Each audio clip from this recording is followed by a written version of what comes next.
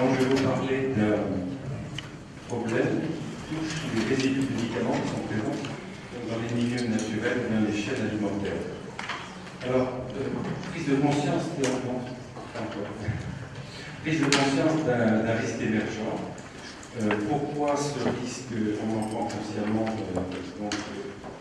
on prend conscience de ce risque récemment, tout simplement parce que maintenant on dispose d'outils analytiques qui permettent de mesurer de parfaite concentration.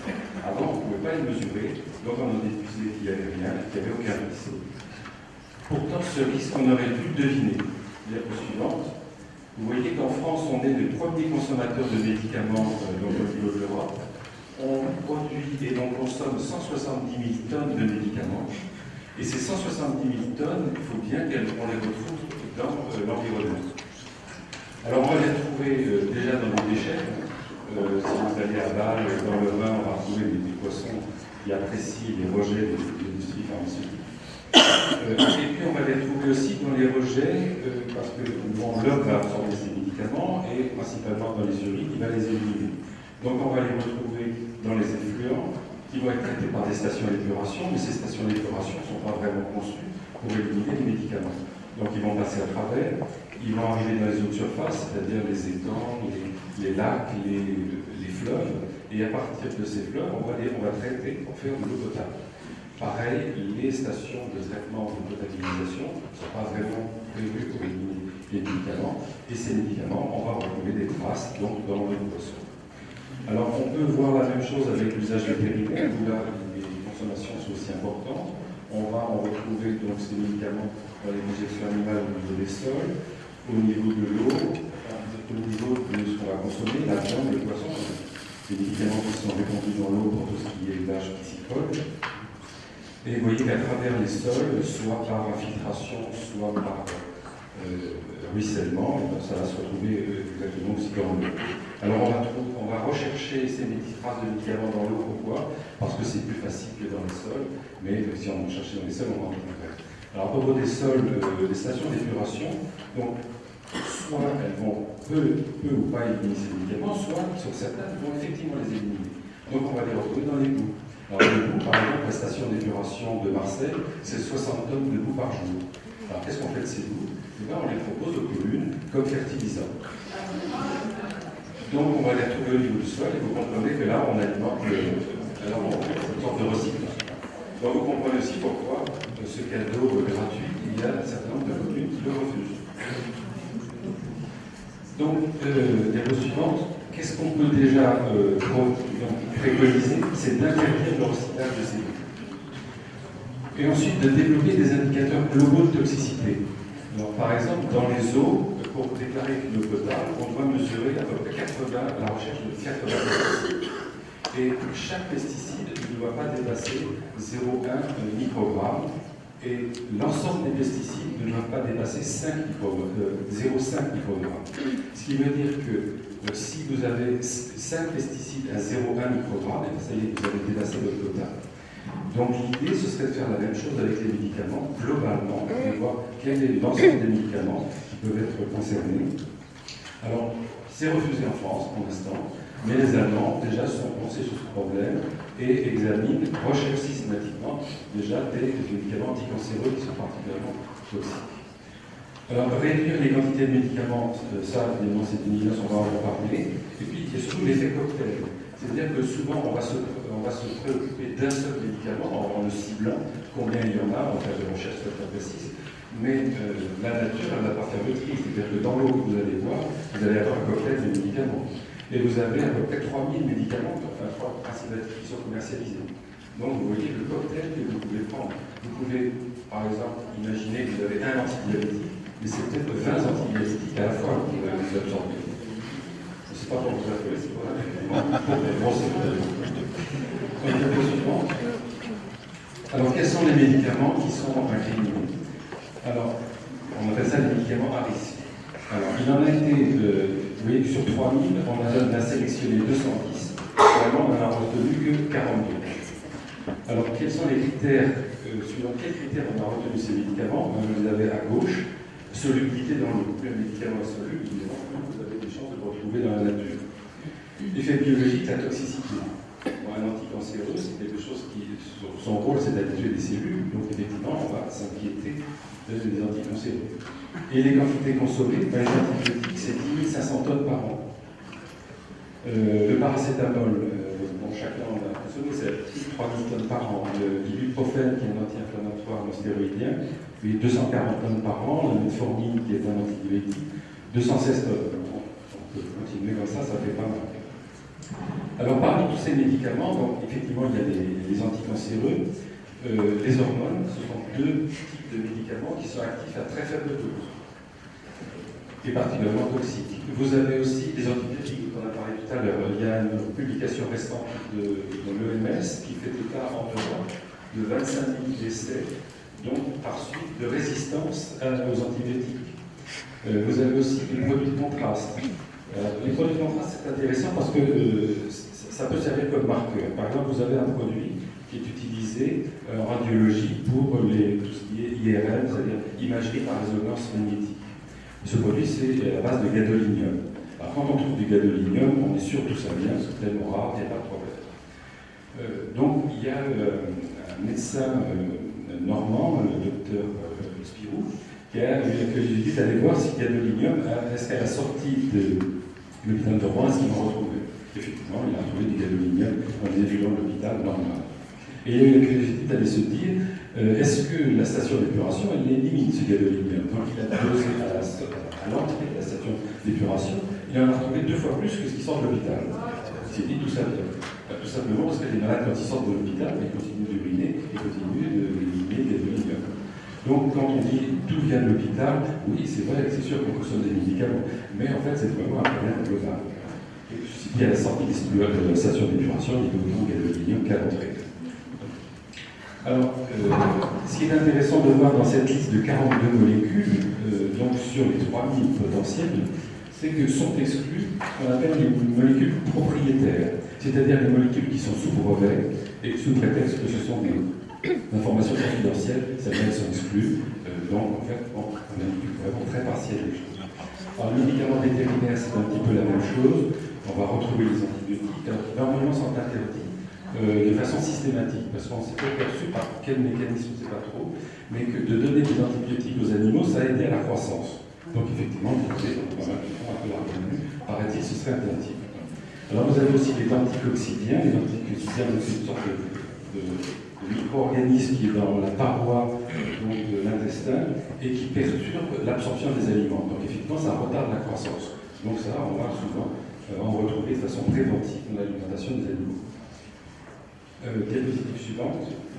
Alors, comment on va essayer d'évaluer le risque environnemental d'un produit chimique, et notamment d'un médicament? Alors, le cas classique, c'est la législation REACH. Alors, REACH, vous savez, c'est évaluation, donc enregistrement, évaluation, c'est autorisation de toute substance chimique. Donc, toutes les substances chimiques qui sont commercialisées en Europe doivent suivre cette filière. Alors, il y a 4 étapes. La première, c'est l'identification. Alors, l'identification d'un danger. Par exemple, vous avez un produit cancérigène. Donc, voilà, le risque, c'est le risque cancérigène de ce produit. Ensuite, caractérisation du danger, c'est-à-dire à partir de quelle dose ce produit est-il cancérigène. Ensuite, on passe à l'étape suivante, détermination de l'exposition, c'est-à-dire dans l'environnement, quelle est la concentration à laquelle on risque de retrouver ce produit cancérigène, et on va comparer cette concentration à la concentration toxique pour se faire une idée du risque. Et la 4e étape, la caractérisation des risques, c'est-à-dire que là c'est un mélange de ce qui est la probabilité d'un danger avec la gravité de ce danger. Alors, pour être plus imagé, actuellement on parle beaucoup de contamination, de pollution par les radioéléments, la radioactivité. Je ne parle pas de la radioactivité naturelle. Vous avez par exemple, on vous dit, bon, les risques d'atteinte par la radioactivité sont vraiment très très faibles. Bon, on nous dit que nous on est très, très obéissants, on le croit. Pour certains, on le croit. Admettons, le risque est très très faible. Par contre, un territoire qui est contaminé pendant des centaines d'années par des radioéléments, ça, c'est une conséquence donc qui est très grave. Donc quand vous multipliez en fait un risque qui a une probabilité très faible avec un danger qui est très élevé, vous arrivez à donc une caractérisation du risque qui est très élevée. Alors quand vous passez dans le cas du médicament qui devrait suivre la même législation, c'est parce que les médicaments, ils échappent à cette législation REACH. Jusqu'en 2006, on ne demandait aucune étude d'impact sur l'environnement. Alors, depuis 2006, on demande, effectivement, mais vous voyez qu'on ne respecte pas tout à fait le même schéma, puisque d'abord, on demande détermination d'exposition, c'est-à-dire quelle est la concentration qu'on va trouver dans l'environnement, et on détermine ce qu'on appelle la concentration probable dans l'environnement. C'est-à-dire que c'est simplement par calcul, et si cette concentration est inférieure à 10 nanogrammes par litre, eh bien, on continue, on n'a pas besoin de faire d'études d'impact. Quand ça dépasse 10 nanogrammes par litre, on fait des études d'impact, et je peux vous dire qu'en regardant les études qui sont publiées, vous avez simplement la conclusion, aucun risque dans l'environnement, vous n'arrivez pas à avoir l'information. Donc là, il y a une sorte d'omerta, qui peut bien s'expliquer. Alors, cette dose de 10 nanogrammes par litre, vous voyez que donc, effectivement c'est l'effet de dilution. On va être dans les eaux usées, on va retrouver des ordres de grandeur du gramme. Ensuite, on va passer au milligramme, dans la rivière au microgramme. Vous voyez, dans l'estuaire, on est environ de nanogramme. Alors, en nanogramme, on a l'impression que ce n'est pas très élevé. Et il y a eu une étude de l'IFANER il y a quelques années qui a été faite dans la calanque de Cortiou, donc qui est dans la mer. Les calanques de Cortiou, pour ceux qui connaissent, c'est là où sont rejetés les effluents donc, de la station d'épuration de Marseille. Alors, je peux vous dire que dans cette calanque, donc en pleine mer, les poissons n'ont certainement ni mal à la tête ni des problèmes de neurologie.